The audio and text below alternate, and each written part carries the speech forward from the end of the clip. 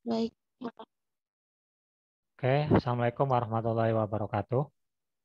Waalaikumsalam Waalaikumsalam warahmatullahi wabarakatuh. Ya, pertemuan hari ini kita akan membahas kelanjutan materi yang kemarin tentang analisis regresi ganda, terutama pada uji asumsi klasik ya. Kemarin itu baru sampai pada uji normalitasnya ya. Oke, saya langsung share videonya. Maksud saya share file ya.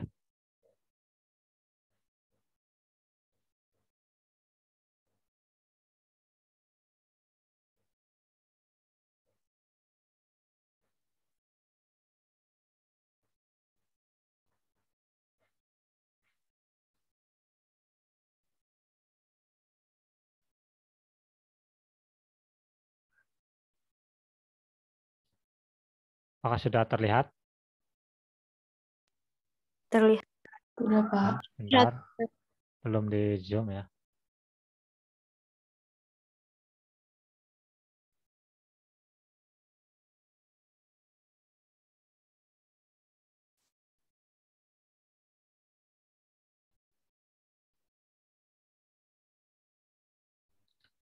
Ya, ini analisis regresi gandanya ya.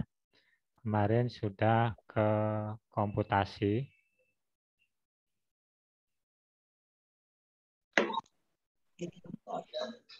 Nah, ini contoh kasusnya masih yang seperti minggu kemarin. Oke. Ya, kemarin sampai di sini ya. Kemarin sampai di sini. Bahwa kita ketahui untuk menguji analisis dengan menggunakan regresi ganda, itu ada beberapa tahapan ya. Yang pertama kita perlu menguji asumsi klasik terlebih dahulu, yaitu ada normalitas, ada homogenitas, ada autokorelasi, dan multikolinearitas. Jadi ada 4 item yang perlu diperiksa sebelum nanti kita sah menggunakan uji analisis regresi ganda ya. Ini di uji normalitas pun itu kan ada 3 pendekatan ya untuk memeriksa kenormalan data. Yang pertama dengan menggunakan diagram ini ya, histogram dengan kurva loncengnya. Kemudian yang kedua itu dengan menggunakan pendekatan normal pp-plot ya. Rumah aja nungguin. pp-plot. Kemudian yang ketiga, mau mie ayam 1, C. yang ketiga itu dengan menggunakan uji homogenitas Kolmogorov-Smirnov atau Shapiro-Wilk. Itu 3 item cara menentukan kenormalan suatu data ya. Oke. Ya, sekarang kita lanjutkan ke uji homogenitas ya. Uji homogenitas ini kan diperoleh dari saya ke SPSS dulu ya.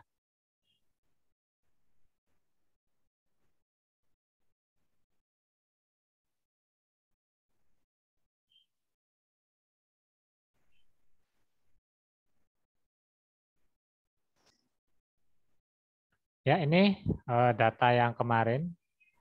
Itu ada X1. X1 itu tentang nilai ujian ya. Tentang nilai ujian. X2 itu frekuensi membolos. Dan Y itu adalah peringkat bahasa Indonesianya. Nah, untuk uji regresi ganda itu kan sama dengan uji regresi yang sederhana ya. Itu perintahnya itu analyze, kemudian regression, ya, analyze, regression, kemudian linear, dan klik OK.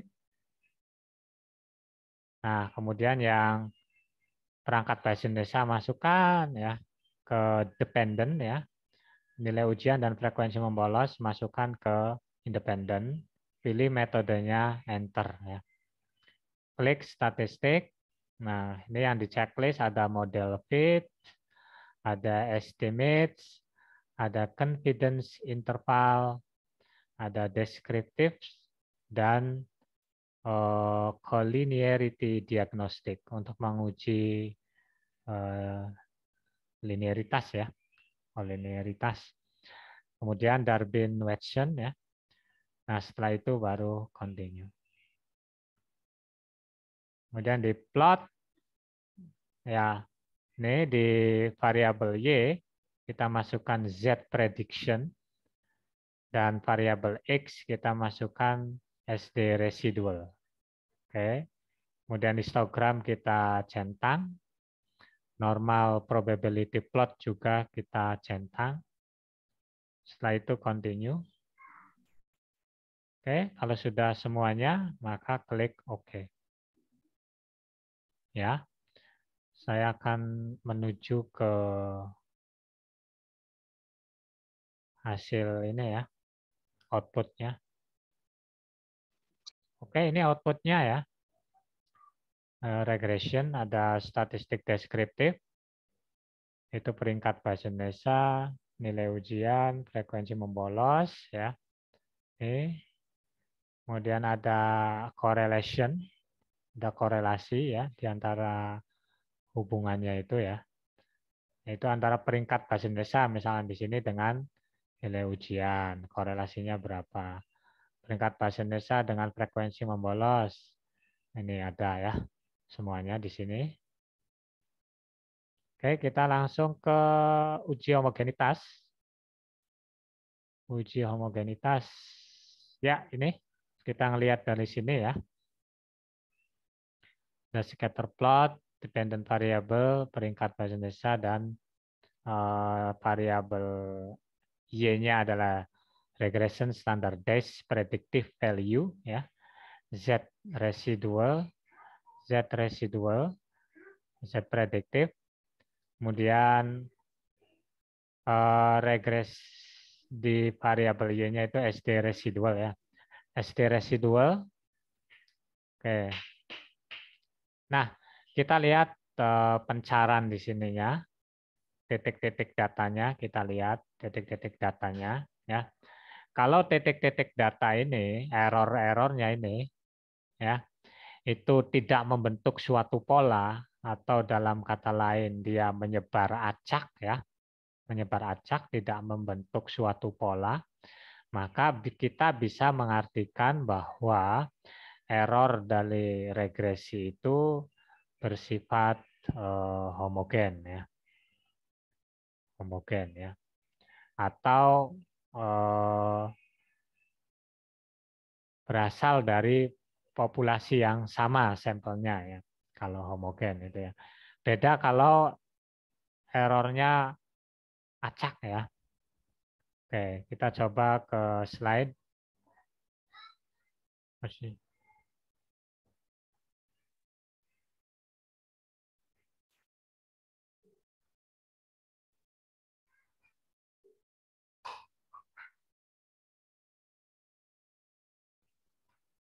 Oke, ini uji homogenitas.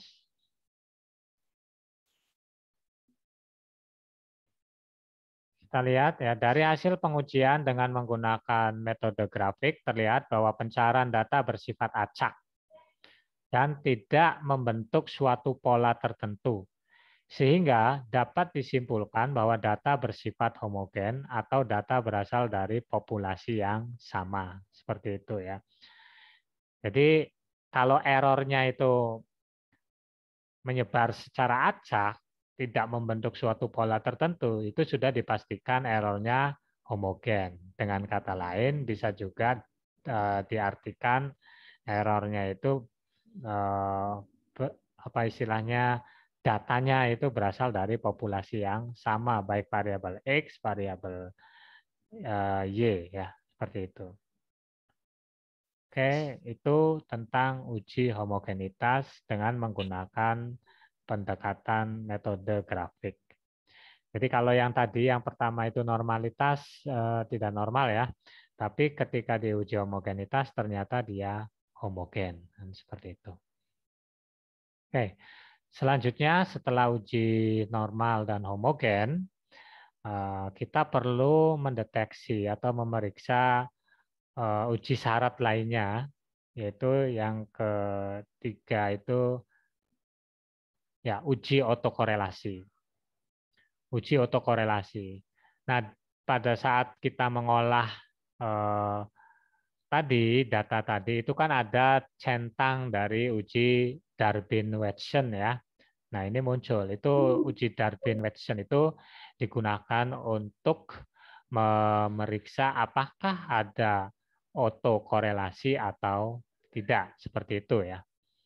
Oke, ini saya sudah kopikan dari SPSS-nya, output SPSS-nya ya, seperti ini. Ya, atau kita perlu ke SPSS-nya ya. Kita coba kembali ke SPSS terlebih dahulu.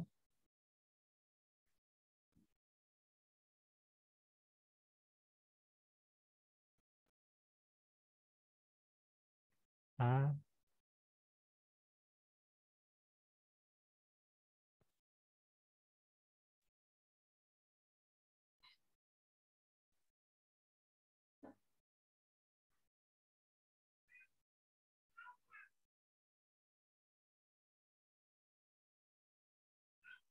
output SPSS.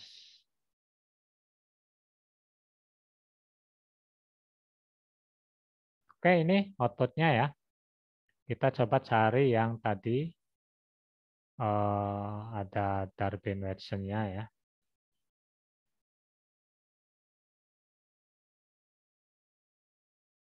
Oke, di sini ya. Di model summary, ini ada Darwin-Watson ya. Nah, ini dari sini ya, kita copy ke sana ya. Oke.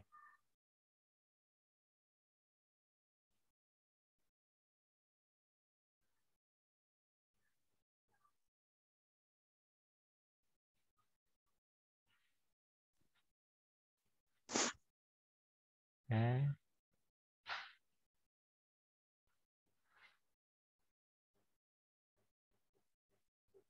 Nah, ini ya. Oke. Oh, kembali ya. Ya, uji otokorelasi ya. Jadi uji otokorelasi ini digunakan untuk memeriksa apakah terjadi korelasi di dalam dirinya, dalam satu variabel ya. Kan dalam satu variabel kan ada data tuh. Nah, misalnya ada 10 sampel, berarti ada 10 data. Nah, di antara 10 data itu apakah saling berkorelasi atau tidak. Kalau saling berkorelasi satu dengan yang lainnya, maka dikatakan terjadi otokorelasi. Tetapi kalau tidak ada korelasi, maka di dalam dirinya, maka tidak ada otokorelasi. Nah, salah satu uji yang digunakan untuk menyelidiki apakah terdapat otokorelasi atau tidak di dalam suatu variabel itu digunakan menggunakan uji Darwin-Watson. Ya, uji Darwin-Watson. Dengan ketentuan tentunya kita menentukan dulu hipotesisnya. Jadi H0 itu tidak terdapat otokorelasi, HA terdapat otokorelasi. Hasil output di SPSS-nya seperti ini ya. Oke. Hasil outputnya seperti ini ya. Oke, nah berdasarkan hasil tabel tersebut, nilai Darwin-Watson hitungnya atau yang ini itu sebesar 1, oh salah ya ini ya. Darwin-Watson hitungnya itu 1,305. Mohon maaf ini. Diganti terlebih dahulu. Sebentar. Baik, sebentar. Oke.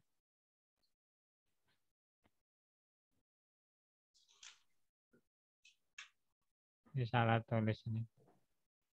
1,305 ya. 1,305 ya, udah. Itu 1,305. Sementara nilai Darwin-Watson tabel dengan jumlah N12, nah nanti ini harus didekati dengan tabelnya ya. Semoga jam 10 ya. Kita bisa kok ngecek di internet ya, tabel Darwin-Watson nanti itu kan. Dengan jumlah N12 adalah 0, ini batas bawahnya, Darwin lowernya 0,812 dan Darwin uppernya itu 1,579. Oleh karena itu nilai D lebih besar dari Darwin atas. Oh sorry, berarti karena itu nilai D lebih kecil berarti ya. Karena 1,305 ya. Lebih kecil dari Darwin atas. Sehingga H0 ditolak berarti ya.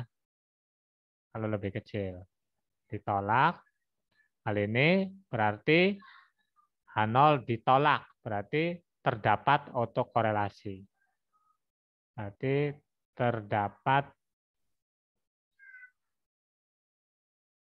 autokorelasi. Nah, seperti itu ya. Itu ya. Baik, sampai sini terlebih dahulu. Apakah ada pertanyaan tentang uji autokorelasi? Untuk tabel Darwin-Watson-nya, saya coba cari di Google dulu ya. Oke. Tabel Darwin-Watson.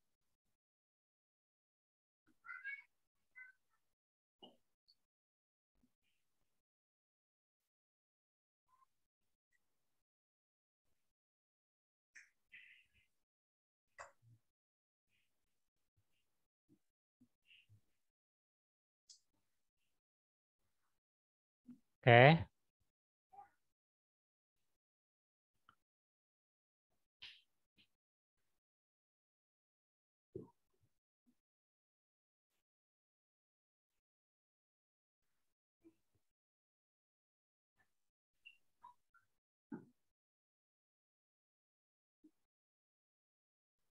Oke, tutup dulu ya.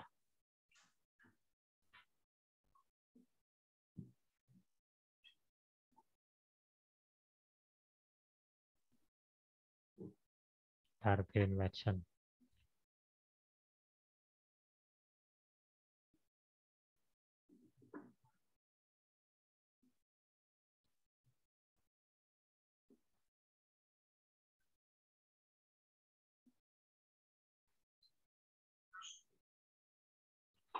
Nah, ini tabel Darwin-Watson dengan alfa 5% ya.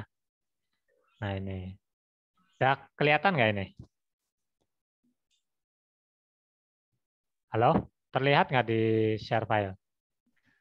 Terlihat, Pak. Terlihat, Ya? Pak. Oke, ya ini tabel Darwin-Watson-nya. Ya. Nih. Jadi bagaimana menentukan Darwin upper dan Darwin lower-nya? Ya, itu menggunakan ini ya. Ini tata caranya sudah dijelaskan. Tabel Darwin-Watson ini merubah format tabel mengikuti format tabel yang pada umumnya ya. Simbol K pada tabel menunjukkan banyaknya variabel bebas atau penjelas ya. Nah, tidak termasuk variabel terikat. Simbol N pada tabel menunjukkan banyaknya observasi atau sampel. K-nya itu banyaknya variabel bebas, berarti X ya. Oke. Nah, ini tabelnya. Oke. Ini tabelnya dengan Darwin-Watson alfa 5% ya. Jadi K1, K2, K3, K4, K5 itu menunjukkan banyaknya variabel bebas. Nah, kita ini berapa variabel bebas nih waktu analisis itu? Ada berapa variabel bebas? Halo? Ada berapa variabel bebas yang tadi kita analisis di SPSS?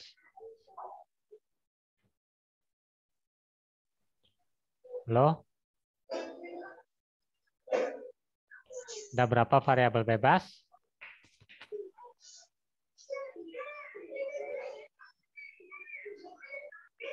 Adibatus ada. Halo? Adibatus ada, halo? Halo? Ini kemana nih orangnya nih? Indri, halo? Adibatus ada? Halo Pak, Ya, berapa variabel tadi berapa variabel bebas yang tadi saya analisis?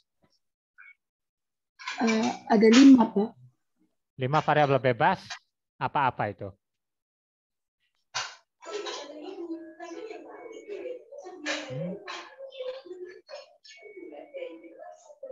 Oke, tadi memperhatikan nggak tadi yang saya jelaskan?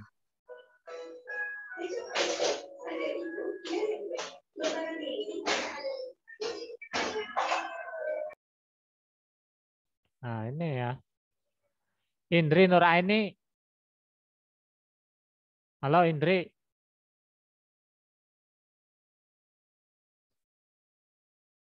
Halo Indri.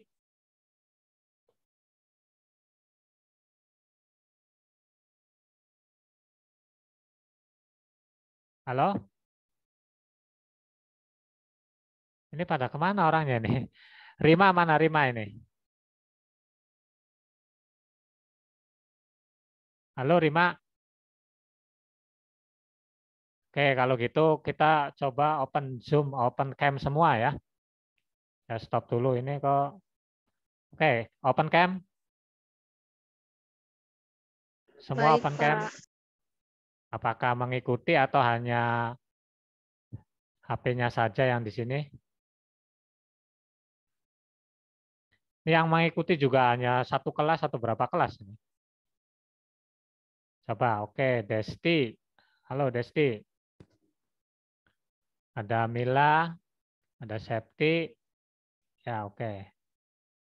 Ini, halo Desti dulu, Desti nih. Tadi kan saya menjelaskan, menganalisis tentang peringkat bagaimana pengaruhnya antara nilai ujian dan frekuensi membolos pada peringkat nilai mahasiswa, peringkat nilai bahasa ya. Oke, Desti. Tadi berarti ada berapa variabel bebas yang dianalisis? Desti. Ada berapa variabel bebas?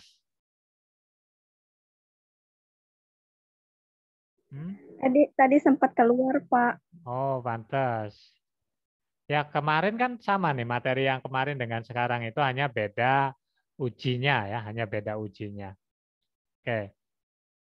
Jadi kita ingin mengetahui pengaruhnya dari nilai ujian dan frekuensi membolos kepada atau terhadap nilai peringkat nilai bahasa Indonesia. Ya, ada berapa variabel bebas yang diujikan tadi itu? Oke, Adibatus nih kembali ke tadi bilang halo Adibatus. Nah, ada. Tadi bilang 5, itu gimana? Dari mana itu variabel bebas 5 itu? Iya, tadi tuh Pak sempat off Pak. Off Itunya. lagi, mungkin Iya, sinyal ya.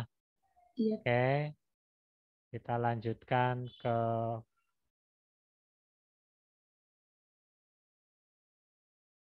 apa ini lagi nih? Oke, ini kok masih banyak belum yang open cam ini? Jangan-jangan tidur ini ya. Oke, Dewi Royana. Dewi Royana. Tadi saya menjelaskan antara peringkat mahasiswa, nilai ujian, peringkat bahasa Indonesia, nilai ujian, dan satunya itu frekuensi membolos. Dari 3 variabel ini ada berapa variabel bebas? Maaf, Pak, kurang tahu.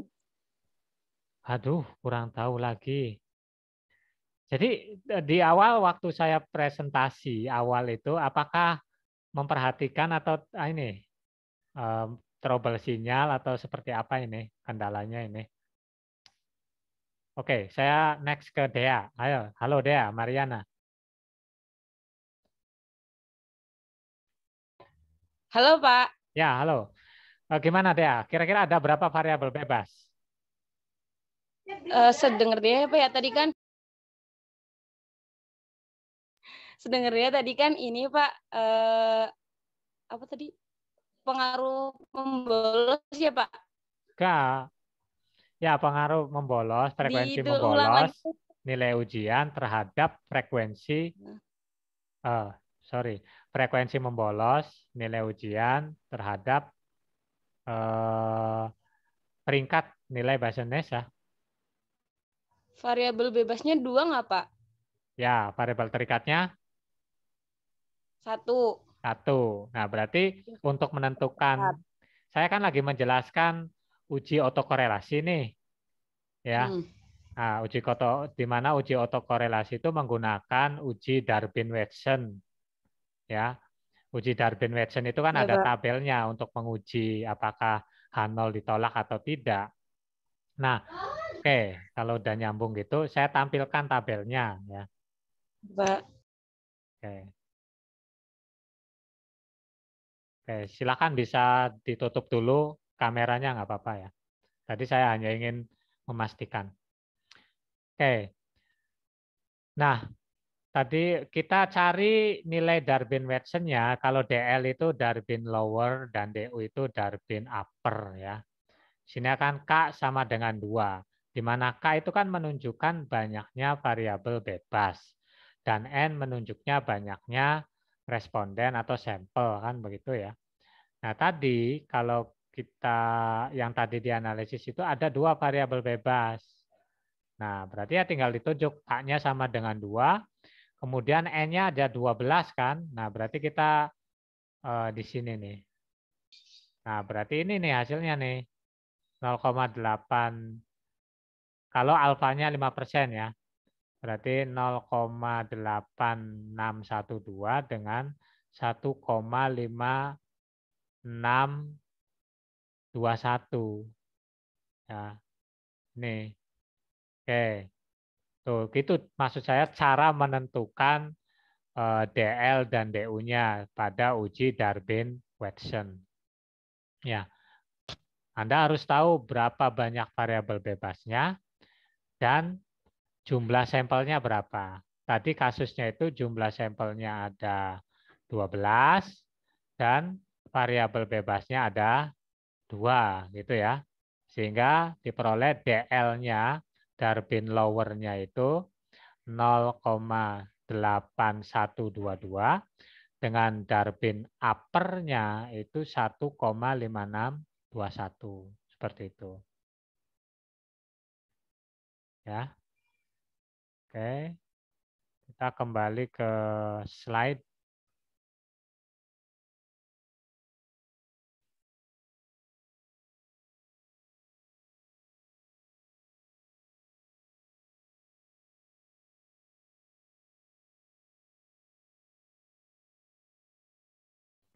Bentar, saya kembali ke, saya tulis dulu. Ya, ini sudah ya.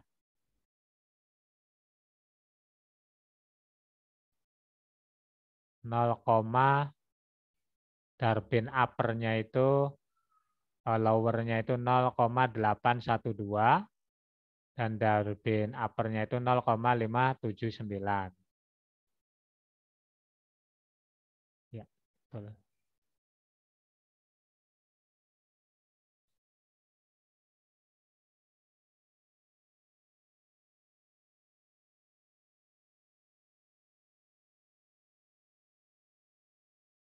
Darwin upper-nya 1,579, Pak. Ya, Darwin upper-nya 0,579, Darwin lower-nya 0,812.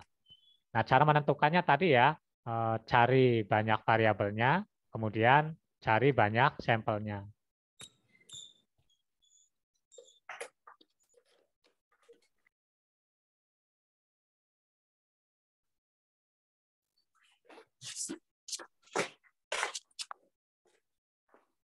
Nah, maksud saya ingin menjelaskan ini nih, kan diperoleh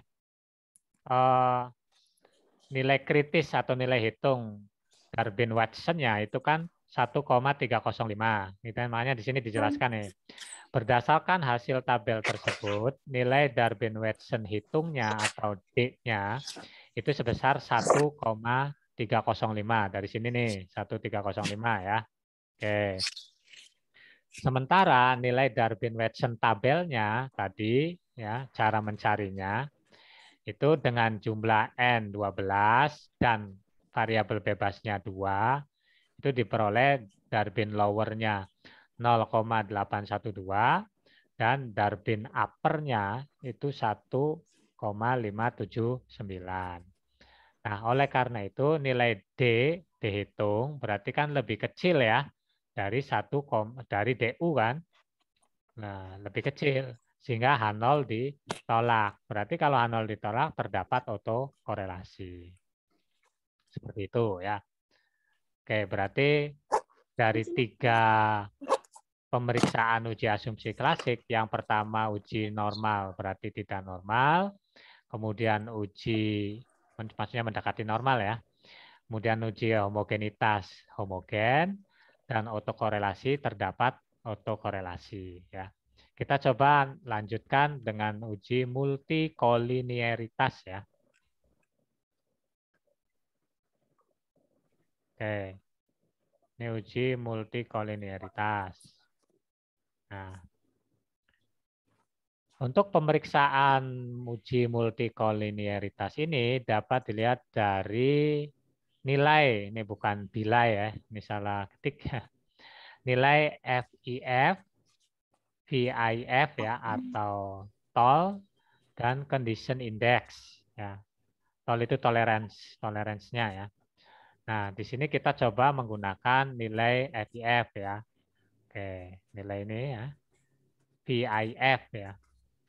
Oke, dengan ketentuan jika nilai VIF-nya lebih besar dari 10, itu menunjukkan adanya gejala multikolinearitas menurut Gujarati ya. Nah, sedangkan nilai condition index melebihi 30 menunjukkan gejala multikolinearitas ya. Jadi ada 2 model ya. Di sini jelas nilai VIF-nya itu kan sebesar 1,022 ya. Okay, so welcome back again to our intensive class, and today is our meeting. Oke ya. Oke, berdasarkan tabel tersebut, nilai halo, ini siapa ini? Oke, tolong di mute dulu ya. Halo. Oke. Oke, sudah ya. Ya. Di sini kan bisa dilihat itu ya. Nilai dari ujian berdasarkan tabel tersebut, nilai VIF untuk variabel nilai ujian dan frekuensi membolos itu kan 1,022 ya, sama ya. Nah, di mana nilai ujian dan frekuensi membolos itu kan dia variabel bebas ya, variabel bebas ya.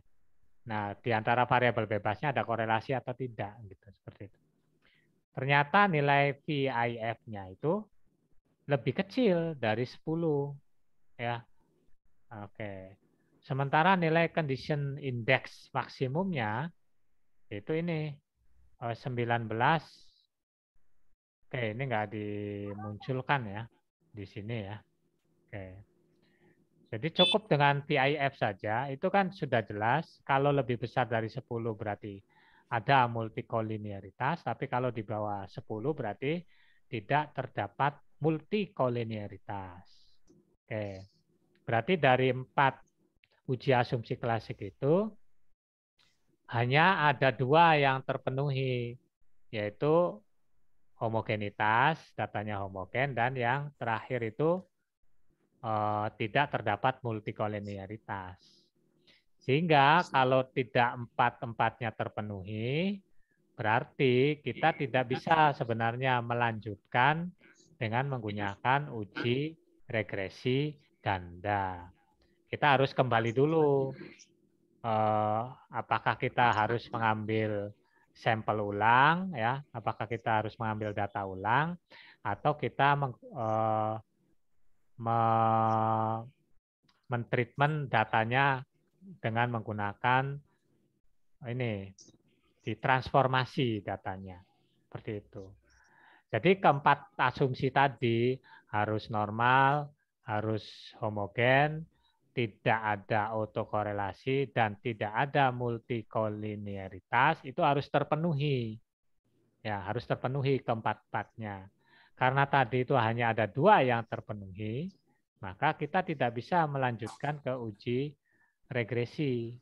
Tidak bisa dilanjutkan gitu. Ya. Lebih baik kita kembali ke datanya terlebih dahulu. Seperti itu. Ya. Tapi karena ini kan contoh, terus kalau misalnya datanya sudah benar, nah, kita bisa lanjut ke uji persamaan regresi. Oke. Baik, sampai sini barangkali ada pertanyaan terlebih dahulu, silakan. Silakan, barangkali ada pertanyaan. Lilis Holisah. Halo, Lis. Mana ini Lilis nih? Lilis Holisah.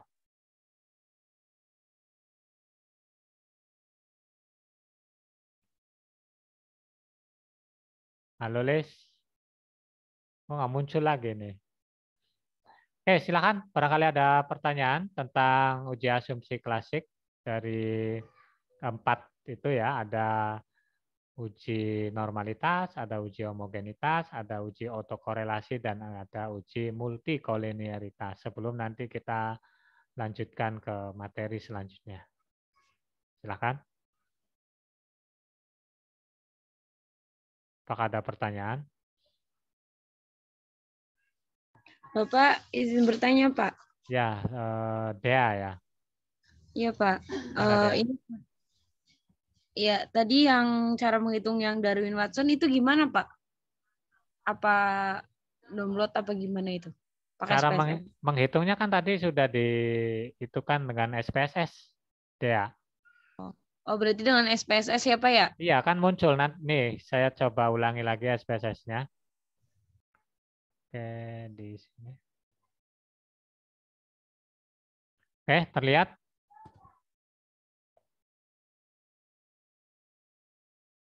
Kelihatan? Terlihat, Pak. Oke, kelihatan ya.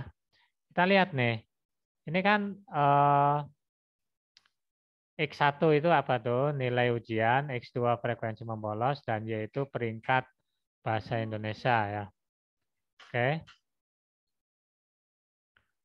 Oke. Nah, untuk memunculkan Darwin-Watson atau uji yang digunakan untuk uji autokorelasi, itu kan nanti dilihat nih di sini nih ya. Ada analyze, kemudian regression, ya, kemudian linear, seperti itu. Klik. Nah, ini variabel bebas, dependent variable, kita masukkan peringkat bahasa Indonesia. Kemudian di independennya itu ada nilai ujian dan frekuensi membolos, kan gitu. Metodenya kita klik enter ya, kita pilih enter. Kemudian klik statistik. Nah, di sini nih. Di sini kan ada Darwin-Watson kan?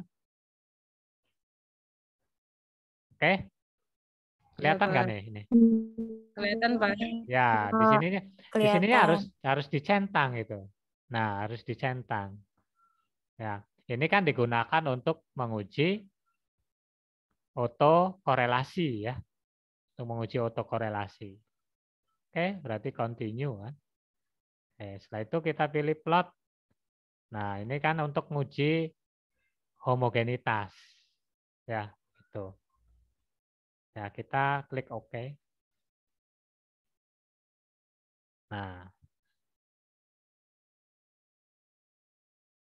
Nah, di sini di model summary itu terdapat Darwin-Watson-nya. Ini untuk dihitungnya ya. Ini untuk dihitungnya. Itu kan 1,305. Nah, seperti itu.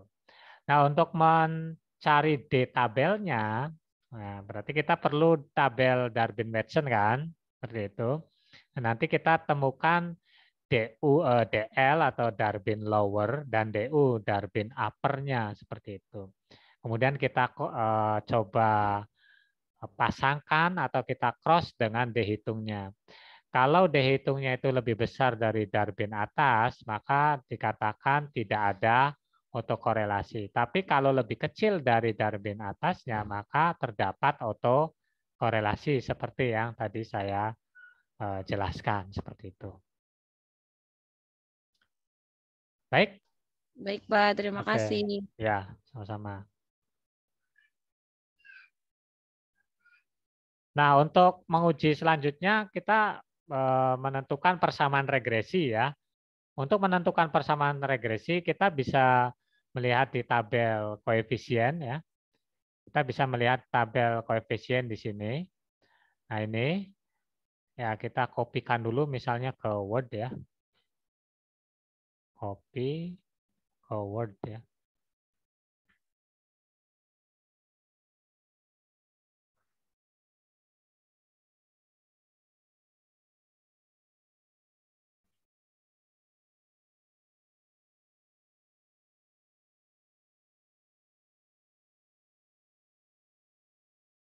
Oke.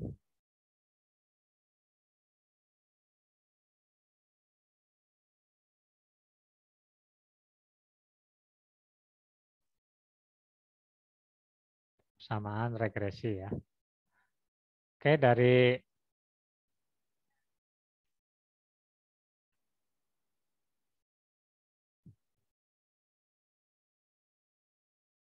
SPSS ini. Ntar saya stop dulu ya ininya ya. Oke, saya akan tampilkan Word. Oke, kelihatan? Menentukan persamaan regresi, oke. Kita copy koefisiennya ya. Ya, oke, kita copy koefisiennya.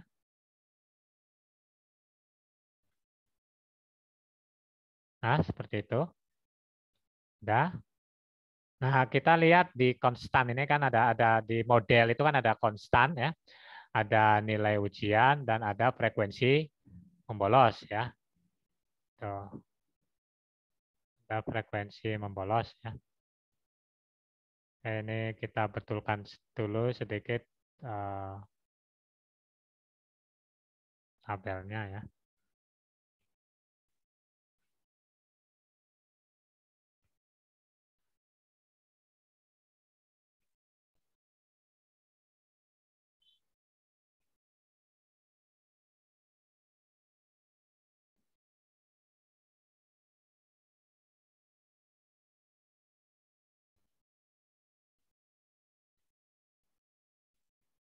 Ya, cukup lah ya. Oke, nah, bagaimana menentukan persamaan regresinya? Ini kita berdasarkan tabel koefisien yang diperoleh tadi ya. Yang diperoleh dari analisis tadi. Berarti kita masuk ke insert ya.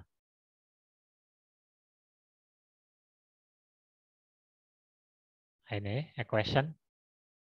Ya. Oke, di sini. Nah, ini dependent variable. Berarti kan variabel Y ya. Peringkat bahasa Indonesia berarti Y itu akan sama dengan konstanta. Ini lihat B itu betanya ya. Konstannya itu berarti 43, itu 009 itu seperti itu. Kemudian ditambah ini 712.172 berarti 0,712 gitu. Nilai ujian berarti X1 kan. Oh, sorry. Berarti pakai ini ya.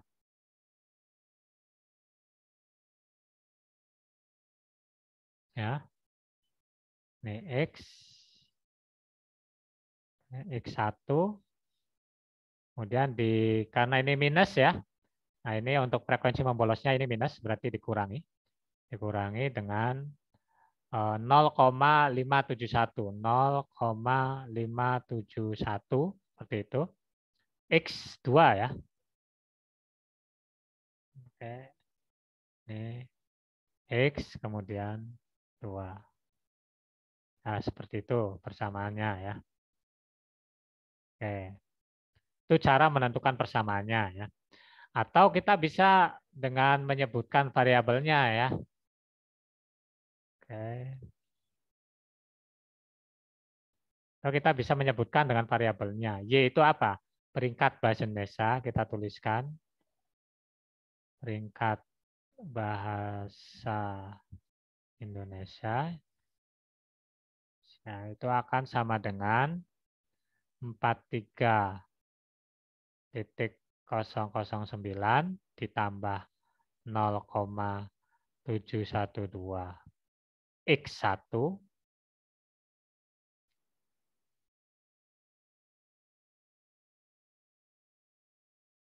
X1 kemudian dikurangi 0,571 ya, 0,571 X2.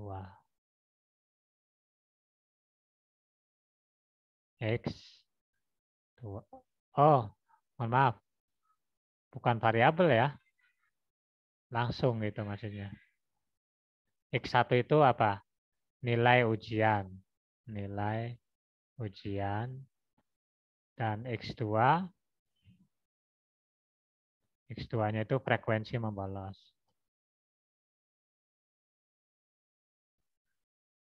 Nah, seperti itu. Nah, ini keduanya bentuknya persamaan ya. Sama ya.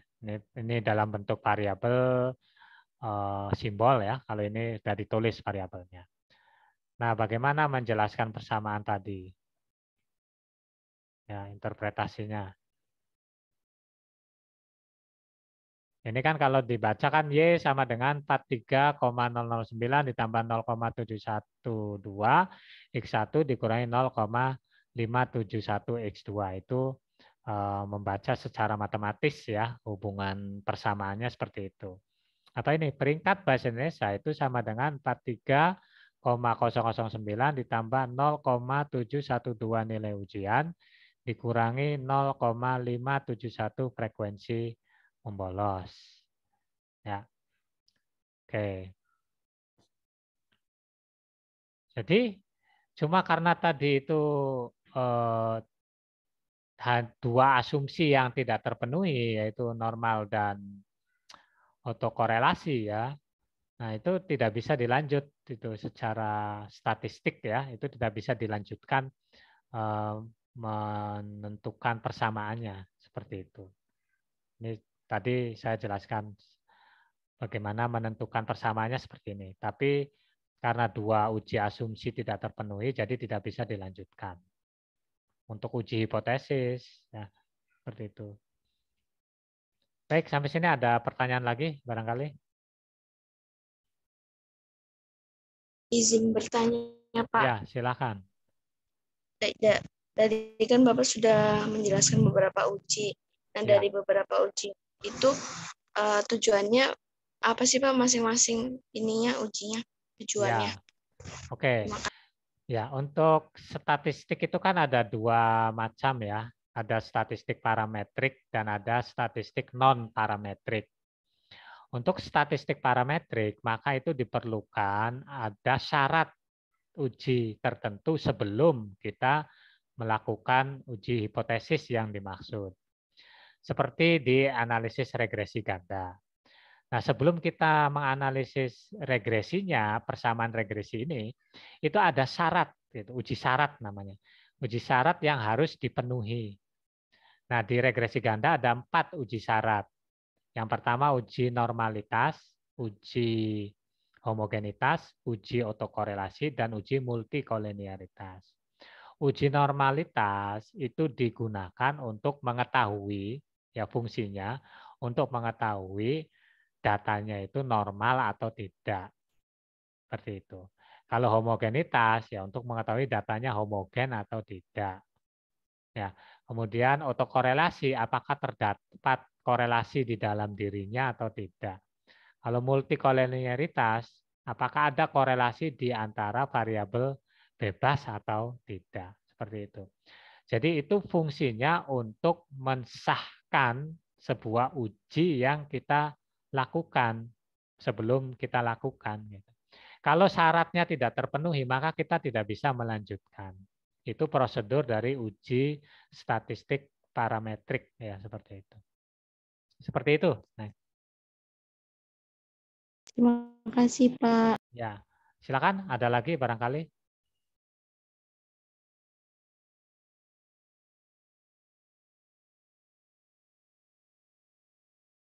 Baik, kalau tidak ada, saya kira cukup ya. Kita 1 jam ya untuk bulan Ramadan ini, karena ya seperti itu kan ada pengurangan waktu dan lain-lain ya. Oke, kalau tidak ada pertanyaan, kita atau barangkali masih ada pertanyaan. Baik, saya infokan untuk kemungkinan untuk minggu depan saya akan membuat video saja dan Anda nanti melihat di YouTube-nya ya. Untuk minggu depan tidak ada istilahnya perkuliahan seperti ini, tapi penggantinya itu saya akan membuat video lanjutan, kemudian diupload dan Anda melihat di YouTube-nya seperti itu ya. Untuk absensi tetap jalan di Google Classroom ya, dipimpin oleh PJ masing-masing. Ya saya mengedepankan kepercayaan saja lah ya. Jadi kalau Anda berbohong ya itu resiko masing-masing saja. Seperti itu ya. Apalagi ini bulan Ramadan ya. Misalnya yang nggak ikut kuliah terusan absen, nah itu ya terserah saja ya. Oke, saya coba membangun kepercayaan pada diri Anda itu ya. Self confidence-nya itu gimana, percaya dirinya, kemudian kejujuran terhadap diri sendirinya sejauh mana, kan begitu. Ya, kadang kita pada era modern ini kejujuran itu menjadi sebuah barang mahal ya, barang mahal ya. Oke, itu mungkin jangan sampai nanti saya berubah ke ceramah ini ya. Oke. Baik, terima kasih atas perhatiannya. Saya akhiri. Wassalamualaikum warahmatullahi wabarakatuh. Waalaikumsalam warahmatullahi wabarakatuh. Waalaikumsalam warahmatullahi wabarakatuh. Ya.